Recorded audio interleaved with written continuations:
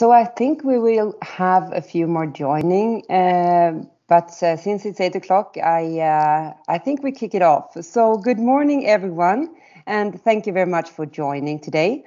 I am Elizabeth Whitefield from Business Development within the EY consumer sector in the Nordics.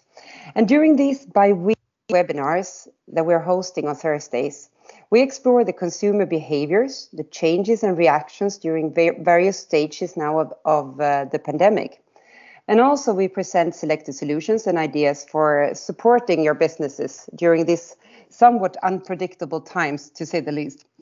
And today we will dig deeper in some of the key findings in our Future Consumer Index, focusing consumer behaviors, sentiments today, and also a bit on what to expect in the near future. So we're very happy to have you, Neha Anand, with us to present here for us today.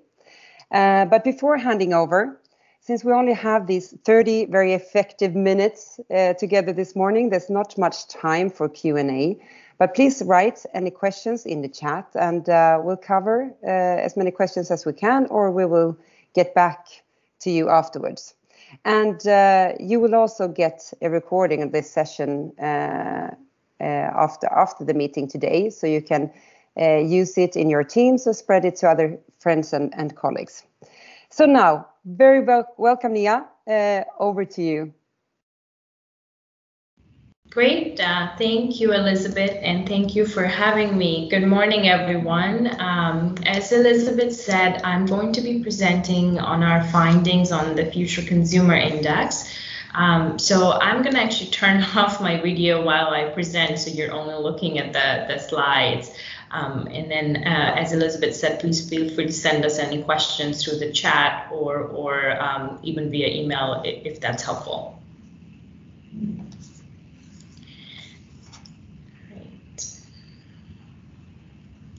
So what is the Future Consumer Index?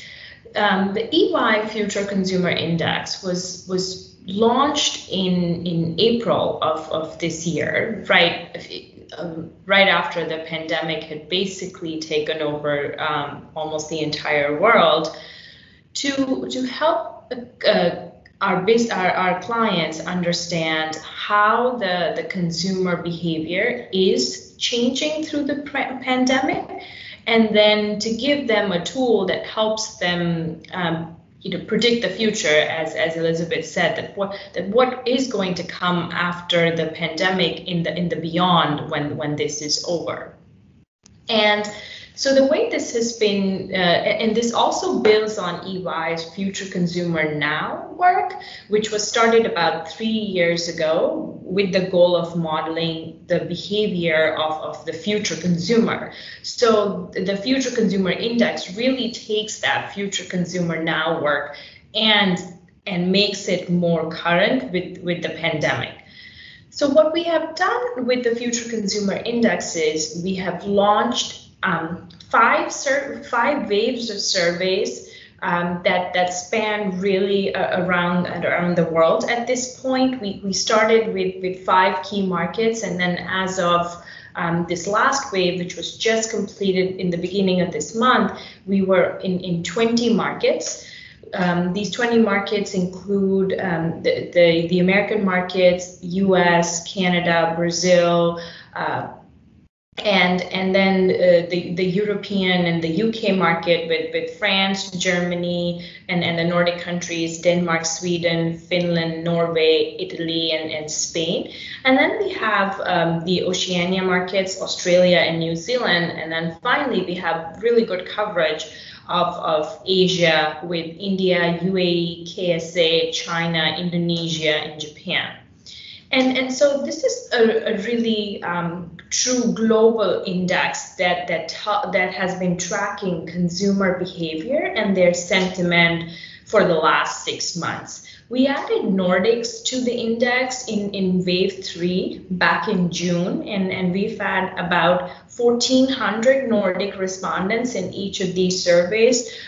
We included 500 from Sweden and then 300 respectively from the other countries, because we also wanted to be able to contrast the approach that Sweden took towards pandemic and the shutdown and shelter-in-place orders, and how that impacts the consumer, if at all.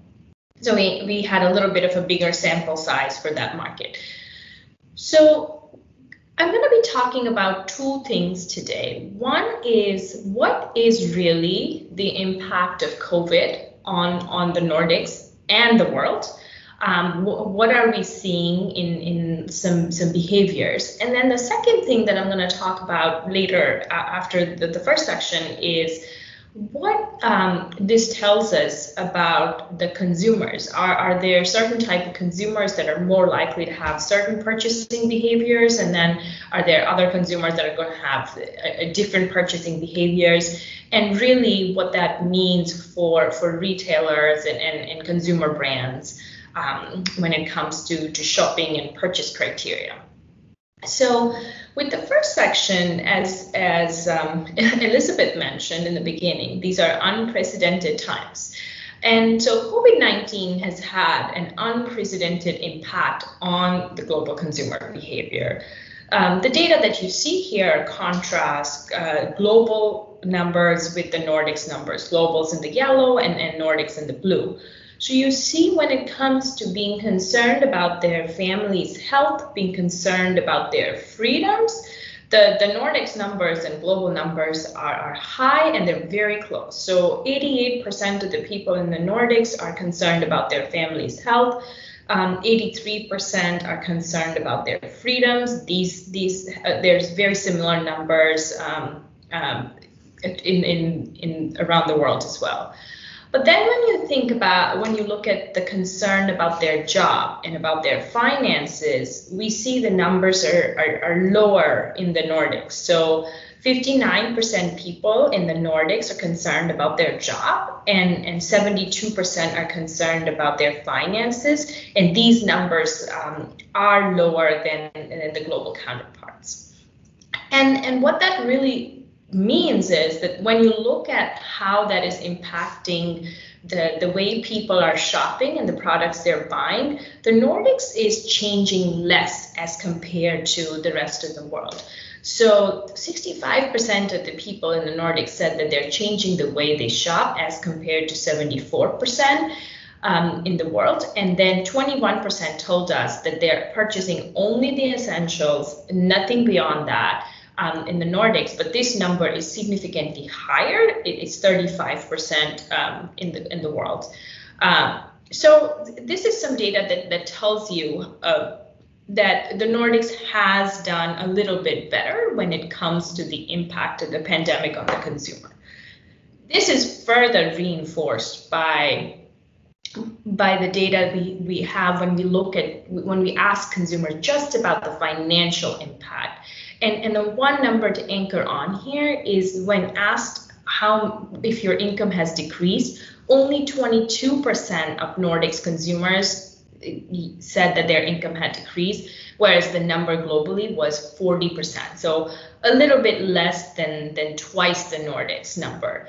And then when you look at the first the row here, when asked if they're thinking more carefully about how they spend their money, again, 40% of the Nordics consumers are thinking that way, whereas 60% of the global consumer is thinking that way. And then when we ask people when you expect normal life to return across different categories of their life, or segments of their life, the Nordic consumers generally expects normal life to return sooner, but there is a segment even in the Nordics that does either think that it's going to be years before things come back to normal, or it may never come back to normal. So when you look at travel, which is at the bottom here, 36% people in the Nordics and 33% globally think that travel may never come back to normal or it will take years. And but this gives you a sense of like, what is going to come back to normal sooner according to people. So shopping, work, social life, coming back to normal first, and then there is leisure, eating out and bars, and then total financial stability a little bit later. And when we look at the overall picture of when we look at the overall picture of when consumers think that the fear of COVID-19 will stop impacting the way they live, in the Nordics, most people will say that it's at least the impact is going to be there at least for another 6 months, if not longer. There are some countries on the left of this chart here, such as KSA, India, UAE, and China, where most people think that it's going to be less than 6 months. I can speak for both India and Brazil with the infections still being pretty high. It seems like these people are a little bit more optimistic than realistic. And while most other countries fall in the middle or even to the right, where they think that it's going to be more than a year. You see Japan there as an outlier, where almost 70% of the respondents think that it's more than a year before COVID stops impacting their life. So what has to happen in the meanwhile, as COVID is impacting our lives, is that communal spaces need to evolve for consumers to be really comfortable. And what the data that you're seeing here, this red chart, is the level of discomfort consumers would feel when undertaking various activities that are mentioned on the left. So you see again the travel part and the leisure part, on the top, where we're going on a cruise, going to a concert, traveling on a plane, really high up there in the red, even for the Nordics. And then things like eating in a restaurant or going to a mall, shopping in a clothing store are where Nordics really does better than some of the global counterparts. And going to a doctor is really not in the red for the Nordics, whereas in countries like Italy and Spain that are again hard hit, this number is just much more high. So more people are uncomfortable there as compared to the Nordics. And so all the data that I presented so far is from this wave of surveys. So it's from the October. One of the things I wanted to do was to look at how it has been trending when you look at July versus October. One, July, the virus was much more under control, and now it's not so much under control, even in the Nordics and the rest of the world. And then the other thing is to just see that but even if it is under control in better, but it is still a long time before it goes away from the world. Like, we're still a ways out from a vaccine. So what does that tell us about how the consumer is feeling? And on the left, you see that the concern about health, the concern about freedoms, the concern about finances is actually higher in October than it was in July. So 88% were concerned about their family's health in the Nordics in October, whereas this percentage was only 83% in July. And similarly, 80% concerned about freedoms now, and this number was 77% in July. But then when you look to the right, when you look at the discomfort, those numbers have actually come down. So 57% are saying that they are uncomfortable traveling on a plane, and this number was 62%. And this points to the adjustment of the consumer to this new reality that COVID is here and it's not going anywhere. and also probably points to how the transport companies or the gyms have adapted their services to make these consumers feel comfortable. So that's a good sign.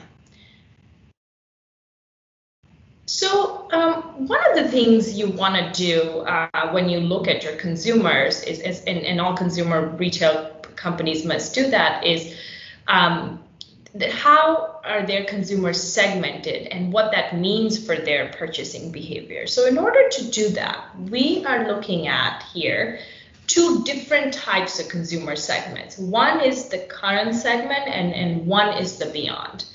The current segment tells us how the consumer is feeling today, and because even though the data that I've presented so far is for the whole of Nordics, not everyone is the same way, and not all clients are targeting, or not all brands are targeting the same type of consumer. So we have divided our current segments into four parts, and then we have 5 beyond segments. So this chart shows how the current segments flow into the beyond, or how we will see what they are doing today and will impact what they will do in the future. So what are our current segments? So these are, we also like to call these COVID as usual segments, because this, now that we've been living in this crisis for about 6 to 8 months, this is our behavior when COVID is there.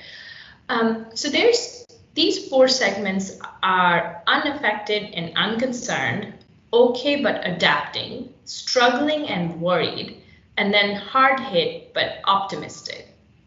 The unaffected and unconcerned, as the name tells us, they're the least concerned about the pandemic, and then they are not making many changes in their life. So they're living as usual.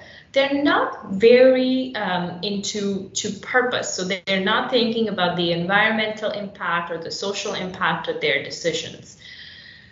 And then the okay but adapting segment is similarly not very concerned about the pandemic or the financial impact it has had on them, but they're still changing their behavior. They're trying to limit some spending.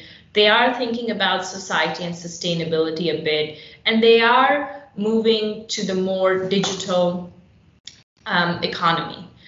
Then the next 2 segments are the ones that have been hard hit or more hard hit by the pandemic. These are more likely to have lost their income.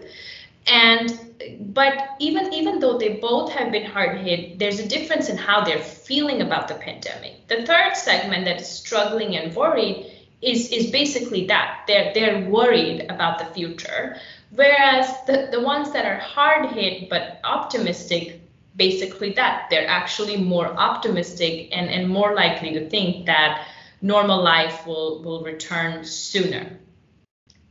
One thing I also want to draw a comparison here is between the global percentage and the Nordics percentage. So if you look at the numbers in the yellow and the blue, what you see here is that the Nordics really over-indexes on the unaffected and unconcerned segment, with 45% of the consumers really living life as is, or as usual. And where it really under-indexes is the struggling and worried segment. So these are the people who are worried. So that is a good sign for the Nordics consumer, and then also the Nordics consumer retail brands. And what really brings these segments to life are these 4 sets of data points that I have here. And if you go from left to right, what you see is that the concern about health really increases when you go from the unaffected and unconcerned all the way to the hard hit but optimistic. The percentage of people that are saying that their income has decreased, as I was saying earlier, also goes up from left to right. Then people are more likely, the hard hit and optimistic are actually the ones that are most likely to have changed the way they shop. And at the same time, they are the ones that are paying the most attention to the social impact of what I purchase and consume. This is a really interesting trend that we see around the world, even though this is just the Nordics data, that people who have been really hard hit and people who have, who are struggling are also thinking about the social impact of what they're doing. And one hypothesis we have about that is because this is such the pandemic has engulfed the whole society, and there's this belief in a large number of people that we all come out of this together. There's no, I get out of this and you get out of this, and then everyone has a role to play in us getting out of this together. When we look at the beyond segments, what we see is that they really reflect the Maslow's hierarchy of needs. So we see that most people fall into the affordability first segment. This is the segment that is putting the financial austerity at the top. That's their biggest priority. Then there is the health first segment that is first and foremost thinking about health in their decisions. Then planet and society. These segments, as the name suggests, are thinking about social issues. They're thinking about environmental impact. And then finally is the experience first segment that are going to put self over purpose and self over almost everything else. And then when you compare the global and the Nordics numbers here, you see that the Nordics slightly over indexes on the affordability segment, and then slightly under indexes on the health and society segments.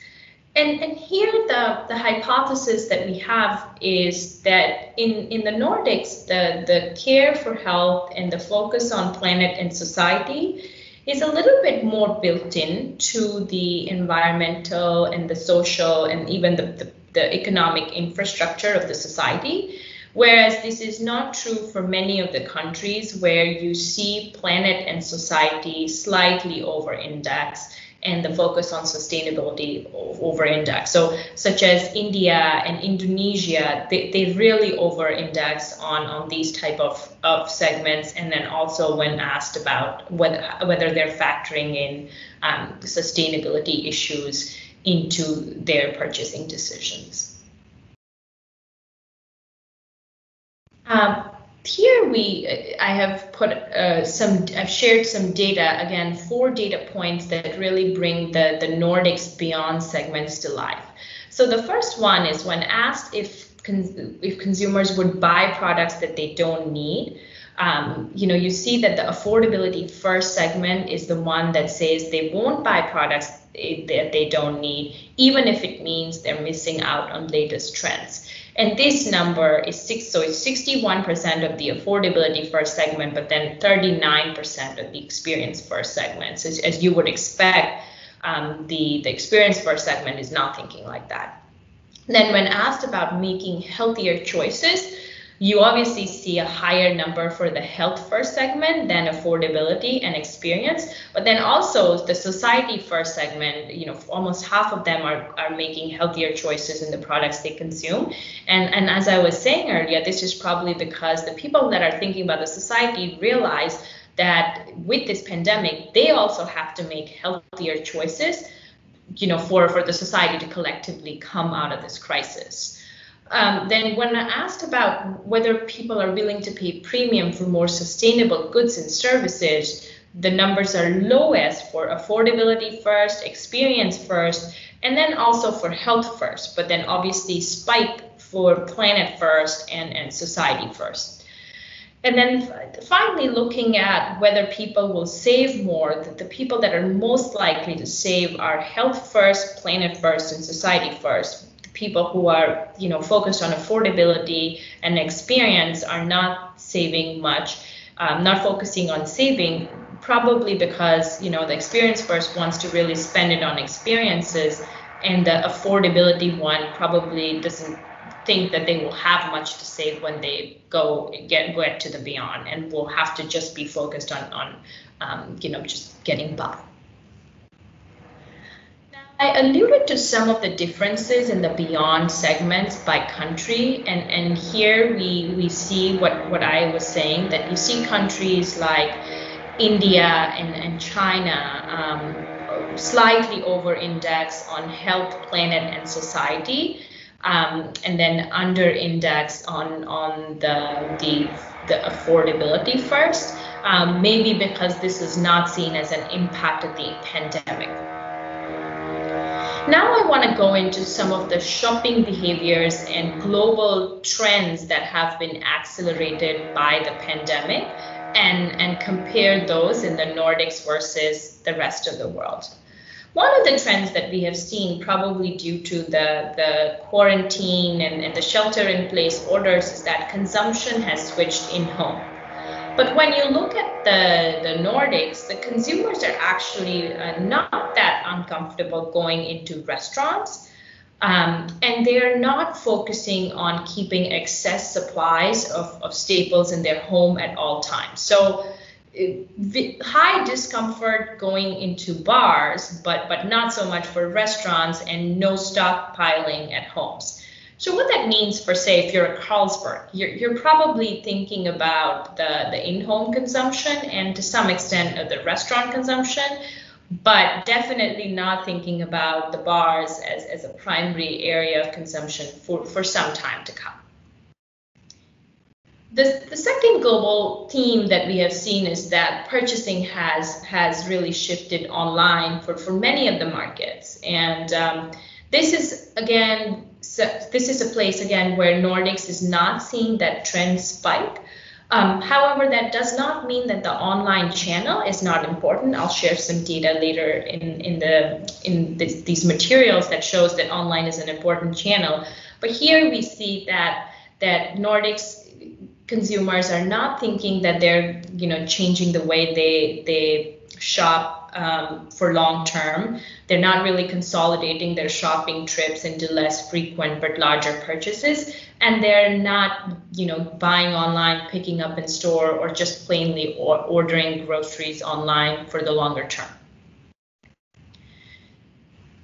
Then there is the question of whether the consumer will prioritize sustainability. As I was saying, that this is something that we have seen spike in many markets, but again, not so much in the Nordics. But then if you look at the rightmost data here, when you ask people that are consumers more likely to buy from companies that share the impact their products have on themselves and the planet, the Nordics is much more aligned with the global number on this question. What this tells me is that the Nordics consumer is thinking about the planet, but it's not a trend that is just happening because of the pandemic. It's just something that is more ingrained in the Nordics consumer than it is in, say, in Indonesia or in even in the US or UK. And then the last trend that we have seen emerge all over the world is that people are focusing less on brands and are shifting more to private label. The good news here is that in the Nordics, people are still very much focused on paying premium for brands. They're not really focused on, so they're not really saying that they are going to switch to store brand or private label household staples, and they would buy more mainstream. They would be interested in more innovative or craft brands if they were offered. So this is a good news for consumer brands or retailers that are thinking of launching new products here. Finally, in terms of shopping, we also asked consumers in this last wave about what they're thinking when they're thinking about the December holiday season and how they're going to shop this season. So the data that you see here tells us, one, that about 60% of Nordics consumers expect to spend the same as they did last year in this holiday season. This number compares to 43% around the world. And then when you look on the right, what you see is that online is going to be an important channel in the Nordics. So as we had seen previously, even though there's not this big shift to online that is happening in the Nordics, but online is already an important channel. You see very few people, both globally and in store, that are saying that they're only going to look at, do their holiday shopping in store or mostly in store. Most of them are either doing it equally online and in store, or at least with some fraction of online shopping. We also asked people about the purchase criteria across categories, and the data that you see here is again a Nordics only data set.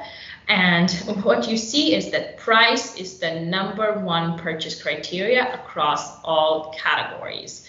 And there are some differences on what takes the #2 spot. So for fresh food and packaged food, healthy and good for me takes the #2 spot. Whereas for beauty and personal care, clothing and footwear, and for beverages, it's the brand of the product that is the second most important. And then most likely it's product availability. So this is just some good data to keep in mind as we get into the holiday season and on what is most important for consumers. So what this actually means is that as COVID-19 has had an unprecedented impact, all our leaders face unprecedented uncertainty. There are some certain changes that will happen. These are very probable realities. As we see, there's short-term economic conservatism, austerity, there is heightened awareness of health risks. There is digital acceleration, new work styles, and a leap backward in travel. But then there's all these uncertain changes that could be very important.